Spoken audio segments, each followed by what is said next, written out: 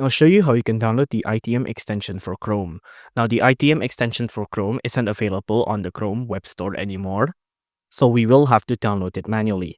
First off, you want to go to this media file link I have on my screen right now, and you want to download the .crx file.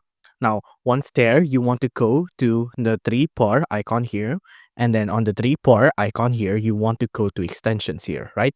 And then on extensions, you want to go to manage extensions.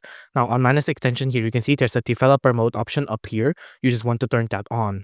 There you go. You can see now it's on, right? Now, once you have it turned on, you want to go to your current ITM's URX file here. You want to minimize the window like this, and then you want to click on that, drag and drop into the folder here, right? Drag and drop like this, and then click on add extensions. And then that's it. You can see the ITM integration module has been installed and you're done. It's as easy as that.